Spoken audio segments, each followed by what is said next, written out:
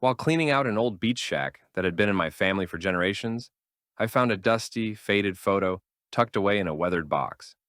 It showed my family, smiling faces, sun-kissed skin, the waves crashing behind us.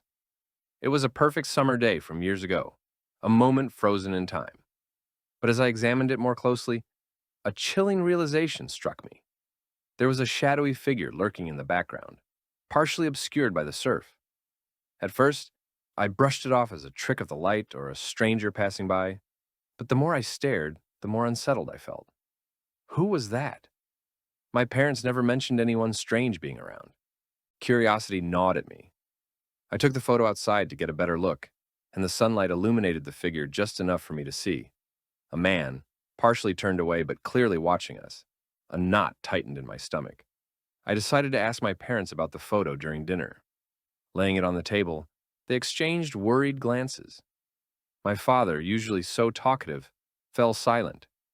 "Oh, that's just an old picture," he finally said, but I could tell he was lying. My mother's face paled, and she quickly changed the subject, leaving me more uneasy than before. That night, sleep evaded me. I replayed memories of our beach trips, trying to recall anything unusual. Had we ever felt watched? I remembered a few times when I felt an eerie sensation while playing in the waves, but I had dismissed it as childish fear. The next day I returned to the shack, determined to find out more. Rummaging through old journals, I stumbled upon something chilling. My grandmother had written about an incident, a man who would watch from a distance, creeping closer each day, until one day he vanished.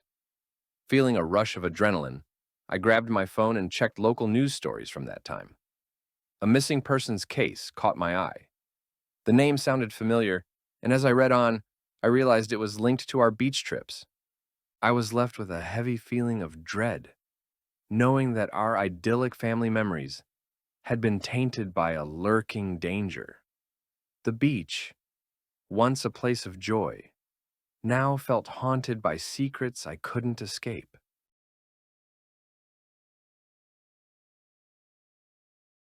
I rented an old beach house for a weekend getaway, hoping to escape the chaos of city life.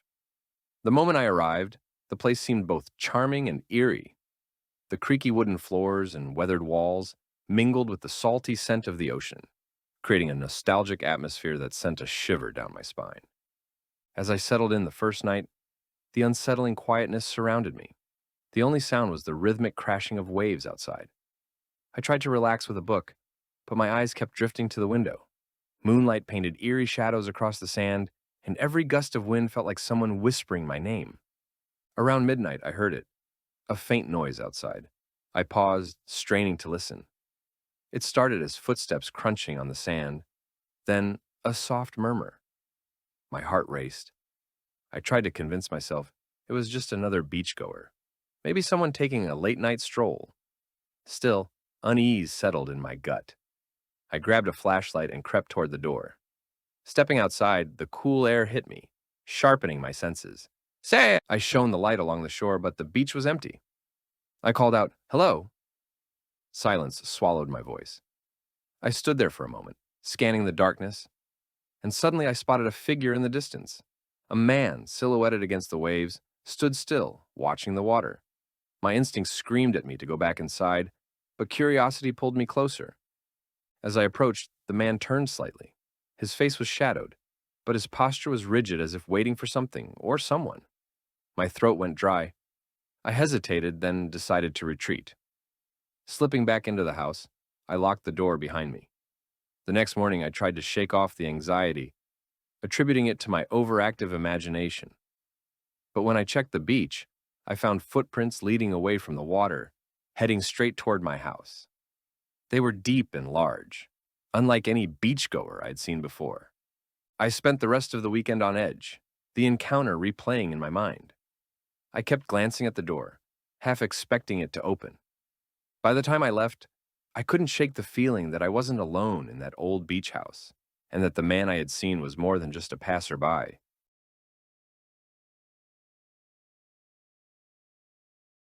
I stumbled upon an old phone during a routine beach cleanup, half buried in the sand. It looked worse for wear, with its screen cracked and crusted in salt. Yet curiosity got the better of me. I wiped it down, switched it on, and to my surprise, the battery still had some juice left.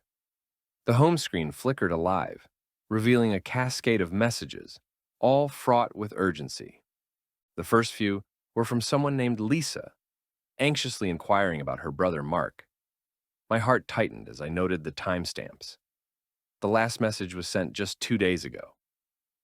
"Where are you?" it read, followed by, "I'm worried. Please, reply." Each notification resonated with growing desperation, leaving me with an eerie sense that something awful had unfolded. Out of desperation, I tried dialing the number. It went straight to voicemail. With hope dwindling, I opened the photo gallery, searching for any hints. There were pictures of a young man, handsome and perpetually smiling, captured in various beach settings, each image paired with cheerful captions. However, the final snapshots were unnerving. They were blurry, capturing what appeared to be someone shadowing Mark, a dark figure loitering at the water's edge. The realization struck me like a wave. This wasn't merely a misplaced phone. It was a lifeline to someone in distress. Determined to help, I headed for the police station, hoping they could trace the phone and find Mark. But as I made my way there, I sensed eyes on me. Every passerby seemed to linger with their gaze just a moment too long, adding to my growing unease. Once at the station, I handed the phone to an officer. He inspected it and asked if I'd noticed anything else peculiar. I mentioned the photos, and he frowned deeply. "We've been looking for Mark," He said gravely. "He disappeared after a beach party last week."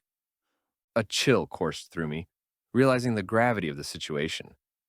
The officer took my contact information, promising to update me. Leaving the station, a shiver of uneasiness settled over me. What had really happened to Mark? That night, an unsettling sensation gripped me, as if unseen eyes were scrutinizing my every move. I kept my curtains drawn tight and lights blazing, replaying the day's events in my mind. The next morning, I scoured the news, my blood running cold as I read about Mark's disappearance. The article noted he was last seen at a party and had a mysterious stalker. Panic set in as the terrifying truth dawned on me. I might have unwittingly crossed paths with that very stalker on the beach.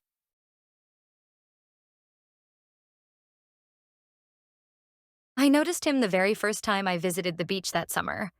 A man in his 40s, always in a faded baseball cap and sunglasses, sitting alone on a towel, fixated on the ocean. Initially, I thought nothing of it. Beaches attract all sorts of people, and I was there to unwind, not cast judgments. However, as the days rolled by, I began seeing him more frequently. He'd be there every time I arrived, seemingly lost in thought. I couldn't shake the feeling that he was watching me. I'd glance over and catch him staring, his gaze intense and unwavering. I tried to dismiss it, telling myself I was just being paranoid. But his presence grew more unsettling with each passing day. One afternoon, while setting up my umbrella, I noticed him moving closer. My heart raced as he positioned himself a few towels away, his eyes still on me. I pretended to focus on my book, but I was acutely aware of him in my peripheral vision. When I looked over, our eyes met, and he didn't look away. Instead, he smiled, a strange, unsettling grin that made my skin crawl. After that day, I decided to change my routine. I went to a different spot on the beach, hoping to escape his gaze. For a while, it worked. But the next day, he appeared at my new location as if he had tracked me down. My instincts screamed at me to leave, but I stayed, stubbornly trying to enjoy my beach time. I confided in a friend who joined me the following day. As we lay on our towels, I pointed him out. My friend seemed unfazed, dismissing him as just another beachgoer.